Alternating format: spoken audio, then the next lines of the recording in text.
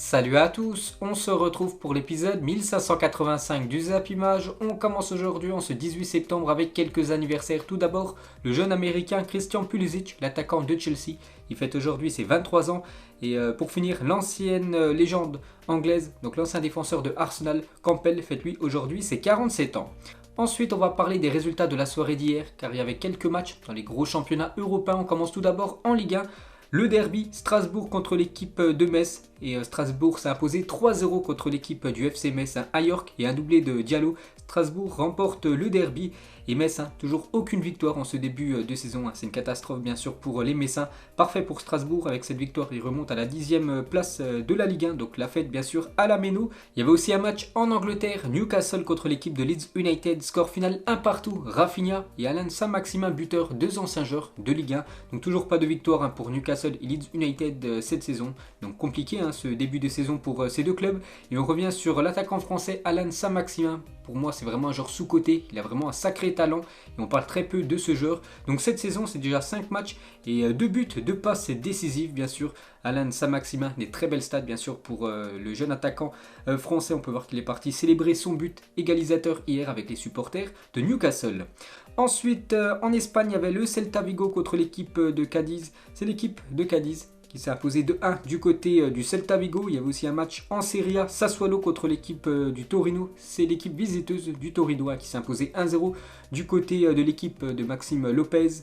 Et pour finir en Allemagne, le Hertha Berlin contre le promu Greuther Fürth, qui est actuellement dernier du championnat. Donc il conforte sa dernière place de lanterne rouge de Bundesliga, vu qu'ils se sont inclinés 2-1 du côté de Berlin. Ensuite, un petit coup d'œil au programme de la Ligue 1 pour ce week-end. Et tout d'abord pour la journée d'aujourd'hui. Donc 2 matchs aujourd'hui. Donc ce soir, 21h, l'AS Saint-Etienne contre l'équipe de Bordeaux. Et le derby à 17h, Lens contre l'équipe de Lille. Donc le derby du Nord. C'est vrai que si on regarde les 10 derniers matchs, compétition officielle entre ces deux équipes, donc avantage largement à l'équipe de Lille sur les 10 derniers matchs, c'est 8 victoires pour Lille, 2 matchs nuls, 0 victoire pour le Racing Club de Lens. Donc par exemple la saison dernière, l'équipe de Lille s'est imposée 3-0 à Lens et au match aller 4-0 pour les Lillois face à l'équipe de Lens. Donc bien sûr revanche pour les Lensois cet après-midi. Et une déclaration du jeune Jonathan Klaus. Il a dit: quand je regarde mes performances et que je vois que les Bleus jouent parfois à 3 derrière avec des pistons, je me dis que j'ai une chance d'y être. Je suis obligé de me dire ça, sinon ça veut dire que je n'ai pas envie, que je ne me fixe pas d'objectif. Donc lui, pour ceux qui ne le connaissent pas, en fait c'est le défenseur droit de l'équipe de Lens. Il peut jouer quasiment même ailier, donc tout sur le couloir droit. Et il espère simplement qu'un jour Deschamps l'appelle pour venir jouer un match avec les Bleus. Ensuite on va parler de l'Olympique de Marseille. Donc Marseille joue demain à 17h contre l'équipe du Stade Rennais. Deux équipes qui ont produit du très beau football cette semaine en Coupe d'Europe. Donc Sampoli, spectacle garanti donc en Ligue 1. Donc si on compare la saison dernière avec cette saison, on peut voir que c'est bien mieux cette saison en termes de stats. Plus de possession de balle, plus de tirs par match, 6 tirs de plus par match en moyenne par rapport à la saison dernière. Et plus de buts aussi par match cette saison par rapport à la saison dernière. Bien sûr, le spectacle est garanti avec le coach argentin. Ensuite, on va parler du Paris Saint-Germain. Le PSG, demain gros match à 20h45, reçoit l'équipe de Lyon. Et des nouvelles de Kylian Mbappé. Donc, je vous l'ai dit hier, il était incertain pour le match. Donc, il se dirige tout droit vers un forfait. Mbappé ne peut toujours pas s'entraîner. Il se dirige vers un forfait pour affronter Lyon dimanche. Il faudrait un miracle pour qu'il puisse participer au match, lance même le journal Le Parisien. Donc, c'est toujours pas officiel, mais ça s'annonce très compliqué, bien sûr. La présence de Mbappé dans le groupe parisien. Toujours avec le PSG. Donc regardez à quoi devrait ressembler le 4e maillot du Paris Saint-Germain. Vous vous souvenez, la saison dernière, le 4e maillot, c'était un maillot rose-violet. Donc pour cette nouvelle saison, ça va être un maillot tout blanc, le 4e maillot du Paris Saint-Germain. Pour l'instant, rien d'officiel. Et il va certainement ressembler à ça. Toujours avec le PSG, donc ça a beaucoup fait parler ces derniers jours. Donc officiel, le Paris Saint-Germain annonce que la musique de Phil Collins restera la musique d'entrée des joueurs au Parc des Princes. Parce qu'on avait entendu que cette musique, normalement, maintenant, devait être la musique d'entrée des joueurs lors de l'échauffement et plus lors de l'entrée juste avant le coup d'envoi. Mais du coup, le Paris Saint-Germain, on peut voir le communiqué officiel devant l'émotion suscitée par le changement de musique d'entrée des joueurs. Phil Collins revient au Parc des Princes dès demain contre l'équipe de Lyon. En parallèle, les échanges se poursuivent avec de nombreux artistes pour renforcer notre identité avec une sonorité ambitieuse, contemporaine et parisienne. Donc voilà, dernières infos concernant la musique d'entrée des joueurs du côté de Paris.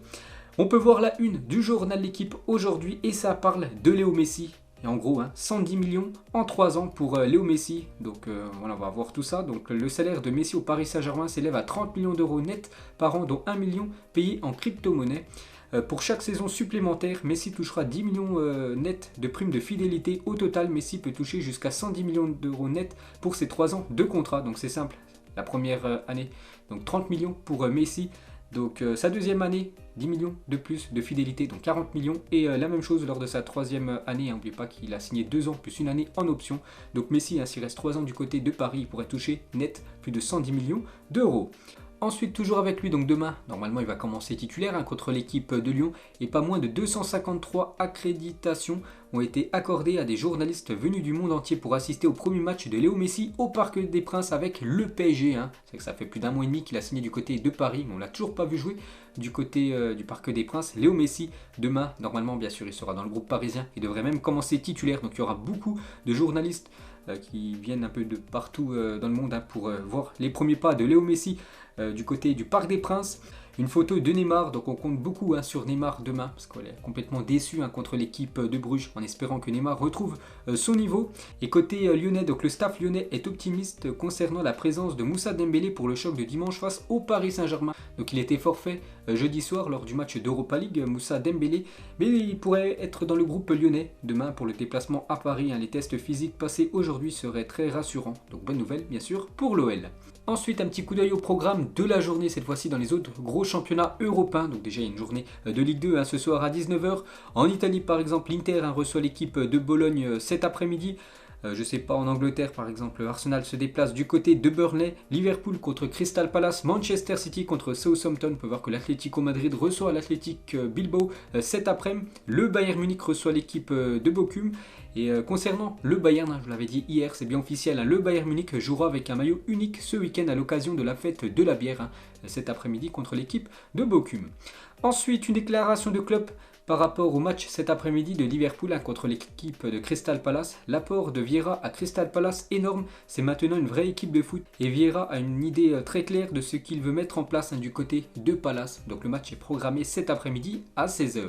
Ensuite, on va parler des clubs français en Coupe d'Europe. Belle semaine, vu qu'il n'y a eu aucune défaite pour les équipes françaises. Aucune défaite en début des Coupes d'Europe. Ça n'était plus arrivé depuis 4 ans. 0 défaite lors de la première journée. Une première depuis 2017-2018. Donc voilà, c'est plutôt rare, bien sûr, qu'aucune équipe française s'incline lors d'une semaine de Coupe d'Europe.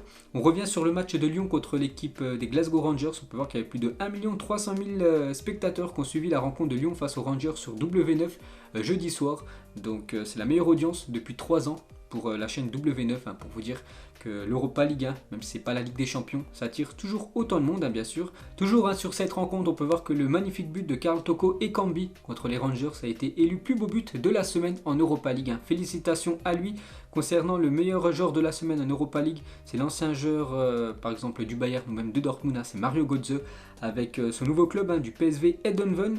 Et concernant le plus beau but de la Europa Conference League, c'est l'Italien Lorenzo Pellegrini qui a inscrit ce magnifique but contre le CSKA Sofia. Et toujours avec le joueur italien Lorenzo Pellegrini, va signer un nouveau contrat de 5 ans avec l'équipe de l'AS Roma. Sa clause libératoire de 30 millions d'euros va d'ailleurs y être évincée. En gros, ils vont enlever cette clause, en mettre une autre, plus haute, bien sûr, vu qu'il va certainement maintenant être ciblé par pas mal de grosses écuries, le joueur italien. Et pour finir les gars, avec cette semaine de Coupe d'Europe, on peut voir qu'un joueur Paris Sportif a gagné le jackpot. Il a mis 100 € pour une cote à plus de 165. Il a gagné plus de 16 500 €. Félicitations à lui. Il a quand même trouvé la victoire de Lyon, le match nul entre le PSV et la Real Sociedad, le match nul entre Fenerbahçe et Francfort, le match nul entre Brøndby et le Sparta Prague et la victoire de l'AS Monaco contre l'équipe de Sturm Graz. Donc félicitations et grand respect à lui. Ensuite, on va parler de l'équipe de France féminine qui jouait hier contre l'équipe grecque. Donc c'est un match pour se qualifier pour la future Coupe du Monde 2023. Et l'équipe de France s'est imposée 10-0, c'est incroyable. Donc on peut voir que dans le football féminin, souvent il y a des scores énormes. Donc 10-0 pour les Françaises, donc rien à dire. Domination totale des Bleus. On prend cette fois-ci la direction de l'Espagne. Regardez la une du journal Sport. Option Sterling en une de ce journal. Le Barça a déjà travaillé sur un accord de prêt cet été et il est maintenant la priorité pour le mercato d'hiver. Sterling qui joue quand même très peu maintenant du côté de Manchester City parce qu'il y a beaucoup de monde dans le secteur offensif des Citizens. Et voilà, le Barça veut recruter Raheem Sterling dès le prochain mercato, le mercato hivernal. Donc le Barça fait de Sterling sa priorité pour cet hiver. Le club a travaillé sur son prêt cet été. L'Anglais est prédisposé à signer à Barcelone et voit cette destination comme idéale pour avoir plus de temps de jeu. Comme je dis, il est un petit peu bloqué du côté de City. Toujours avec les journaux espagnols, cette fois-ci la une journal Mundo Deportivo et les tenues du Barça pour la saison prochaine dans notre édition du jour. Donc on peut voir les différentes tenues. Donc tout d'abord la tenue domicile pour le FC Barcelone pour cette future saison. La tenue extérieure pour le Barça. Donc voilà, que ce soit le short, le maillot ou les chaussettes de couleur or. Et pour finir, le troisième maillot du club Blaugrana pour la future saison. Ensuite, cette fois-ci, la une du journal AS, l'inconnu Hazard, donc sa place de titulaire ou de remplaçant à Mestalla, donc en gros du côté de San Siro, lors du match contre l'Inter, indiquera quel est son rôle au sein de l'effectif. Le staff médical conseille de ne pas prendre de risques avec lui et le joueur reconnaît en privé qu'il n'est pas encore à 100%. Donc en gros maintenant, Eden Hazard, au vu de Carlo Ancelotti, donc c'est plus un joueur avec le statut remplaçant que le statut titulaire. C'est quand même incroyable parce qu'avant les gars, il était énorme du côté de Chelsea, mais à cause de toutes ses blessures, il a un petit peu régressé en niveau et maintenant bien sûr c'est un remplaçant du côté du Real. Et toujours avec le Real Madrid, des nouvelles de Ferland Mendy. Il a rechuté et il est forfait encore 3 semaines. Le défenseur français Ferland Mendy a subi une nouvelle blessure musculaire juste avant le match contre le Celta. Il devrait être indisponible pendant 3 semaines et être de retour le 17 octobre prochain pour affronter l'équipe de Bilbao. Ensuite, une déclaration de Bruno Genesio, l'ancien entraîneur de Camavinga du côté de Rennes. Je suis très content que Camavinga retrouve son enthousiasme qui a fait qu'il a joué à 16 ans en Ligue 1. Je l'avais dit plusieurs fois, un joueur ne peut pas perdre toutes ses qualités comme ça. C'est qu'il a été un petit peu moins bon après.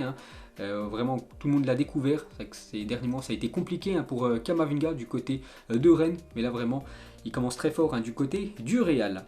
Ensuite, on revient 2 ans, jour pour jour en arrière. Erling Haaland faisait ses débuts en Ligue des Champions et marquait pour la même occasion son premier triplé pour son premier match. Incroyable. Il compte aujourd'hui plus de buts que de matchs disputés dans la compétition. Donc 17 matchs, 21 buts actuellement pour l'attaquant norvégien. Ensuite, une déclaration de Edouard Romeu, donc vice-président du FC Barcelone. Le Real, c'est possible qu'il puisse recruter Mbappé et Haaland. C'est un grand club qui a une très grande force. Si nous avions fait nos devoirs comme il se devait ces dernières années, nous serions dans la même situation que l'équipe du Real Madrid. Donc le Barça aurait pu essayer de s'offrir Mbappé et Haaland, mais on sait que le Barça actuellement a de gros problèmes financiers parce qu'ils ont très mal géré leur argent ces dernières années. C'est pour ça qu'ils sont dans le rouge, le club Blaugrana. Ensuite, regardez les stats de CR7 lors de ses 17 premiers matchs de la saison 2014-2015 avec le Real Madrid, tout simplement exceptionnel. Donc 17 premiers matchs, 28 buts pour Cristiano Ronaldo, 9 passes décisives lors de cette saison 2014-2015. Ensuite les gars, on va parler de Tito Vilanova, ancien entraîneur du FC Barcelone. Donc il aurait fêté ses 53 ans aujourd'hui. Donc l'ancien adjoint de Guardiola aura entraîné le Barça une saison avant de quitter son poste suite à son cancer. Une saison où le Barça comptait 55 points sur 57 possibles dans la phase aller et où il finira à 100 points. Et bien sûr, le Barça avait été champion d'Espagne, 55 points sur 57 lors des matchs allés incroyables. Seulement un match nul, sinon que des victoires, aucune défaite. Donc il aurait fêté aujourd'hui ses 53 ans, Tito Vilanova, qui nous a quittés il y a déjà quelques temps. Donc voilà, grosse pensée bien sûr à l'ancien coach Blaugrana. Ensuite, des nouvelles de Pelé qui a une nouvelle fois été transmis à l'hôpital, non pas pour une rechute mais par mesure de précaution. Il avait été opéré du côlon suite à une suspicion de tumeur le 4 septembre dernier, j'en avais parlé. Donc il est retourné à l'hôpital pour que les médecins aient un œil sur l'état de santé de l'ancienne gloire brésilienne. Ensuite, la LFP et les clubs de Ligue 1 et Ligue 2 afficheront leur soutien ce week-end aux soignants qui luttent contre la pandémie de Covid-19. Chaque but marqué rapportera 500 €, donc en espérant que cette journée de Ligue 2 qui se joue ce soir à 19 h et la journée de Ligue 1, donc 2 matchs aujourd'hui et beaucoup de matchs demain, qui est beaucoup de buts bien sûr. Ensuite, on va parler de Kaiki, recruté lors du dernier mercato et finalement arrivé aujourd'hui à Manchester. Initialement prévu en janvier 2022 et a disputé son premier entraînement sous ses nouvelles couleurs de Manchester City, un Kyle Keane que j'avais parlé il y a quelques temps. J'avais dit que c'était un nouveau joueur de l'équipe de Manchester City, mais restait toujours dans son club actuel. Il devait arriver en janvier, du coup il est arrivé hier. Voilà, il a déjà participé à son premier entraînement, le jeune brésilien considéré comme une pépite. Ensuite, il réalise le portrait de CR7 uniquement avec des Rubik's Cube, donc incroyable. Regardez l'énorme talent de cette personne que vous pouvez suivre sur son compte Twitter, donc juste avec des Rubik's Cube. Donc il a réussi à faire le portrait de Cristiano Ronaldo. Ensuite, une déclaration de Bissouma, le milieu de l'équipe de Brighton. Il a dit: je ne veux pas être arrogant, mais c'est mon état d'esprit. Pour moi, je suis le meilleur milieu de terrain de Première Ligue parce que dans ma tête, je travaille pour être le meilleur. Donc voilà ce que dit Bissouma. Pour lui, c'est le meilleur milieu de terrain actuel du championnat anglais, devant par exemple Bruno Fernandes ou même Kevin De Bruyne. Ensuite, une déclaration de Gonzalo Higuaín. Il a dit: avec Benzema, c'était une compétition très saine, mais nous devions donner le maximum de nous-mêmes. L'année où Cristiano Ronaldo arrive, il marque 27 buts et moi 26. Karim est arrivé et a fait ressortir le meilleur de moi. Et inversement, c'est un œuf formidable, Karim Benzema. À l'époque, bien sûr, quand il évoluait du côté du Real Madrid avec Cristiano Ronaldo et Gonzalo Higuaín, les trois marquaient énormément de buts du côté de Madrid. Ensuite, des nouvelles de Kingsley Coman, le joueur français du Bayern Munich. Il a subi une légère opération du cœur suite à un problème d'arythmie cardiaque. Il a une légère altération du rythme cardiaque. Il avait parfois moins d'air pendant une courte période, a indiqué Julian Nagelsmann, donc le coach du Bayern Munich. Donc Coman sera absent entre 7 et 10 jours, donc bon rétablissement aux joueurs français. Ensuite, une info officielle concernant deux joueurs de Bruges qui ont joué contre le Paris Saint-Germain il y a quelques jours. Donc Charles de Ketelaere jusqu'en 2024 et Lang, donc le meilleur joueur du match, jusqu'en 2025, prolonge du côté de l'équipe belge.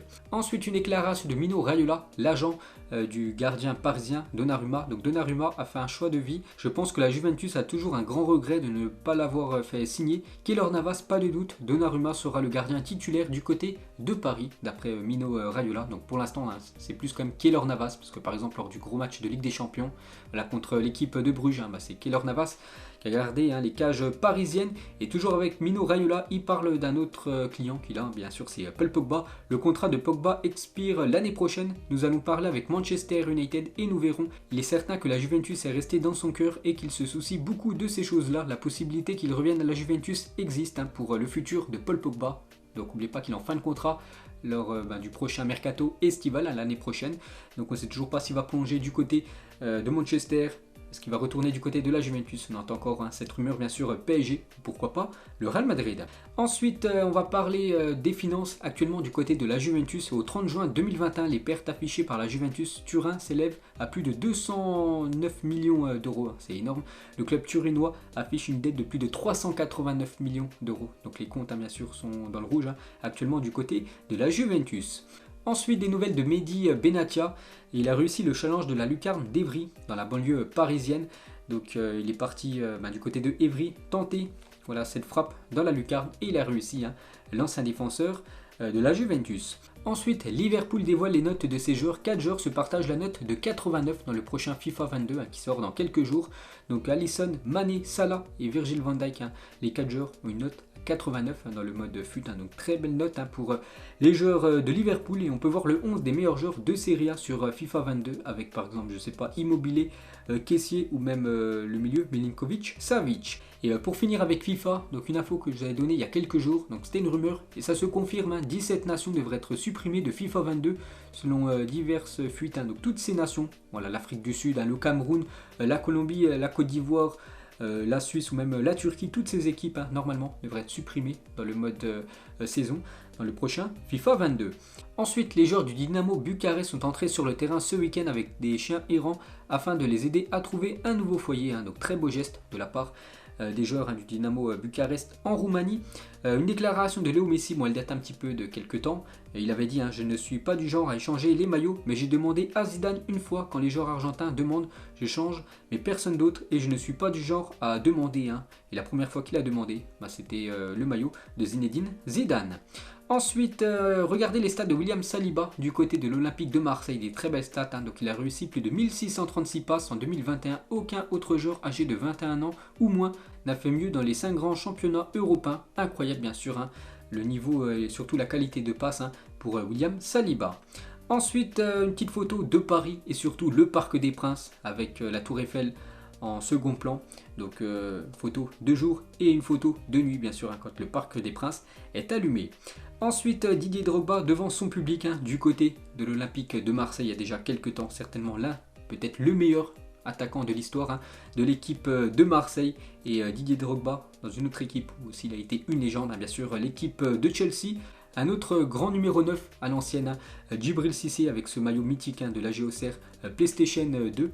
À l'époque, Andrei Arshavin, l'ancien joueur de Arsenal, le joueur russe, qu'on peut voir en train d'embrasser le trophée UEFA qu'il avait remporté en 2008 avec l'équipe du Zénith Saint-Pétersbourg. Et pour finir les gars, ce zap image, donc le premier joueur auquel vous pensez en voyant ce maillot, donc hier, j'ai fait une petite erreur, j'ai dit que c'était le maillot de Liverpool, c'était bien le maillot de Chelsea. Et aujourd'hui les gars, en voyant ce maillot du Real Madrid, donc vous avez pensé à qui en premier? Donc moi j'ai pensé directement à Isco. Donc peut-être il y en a qui vont penser à des autres joueurs, donc vous mettrez vous avez pensé à qui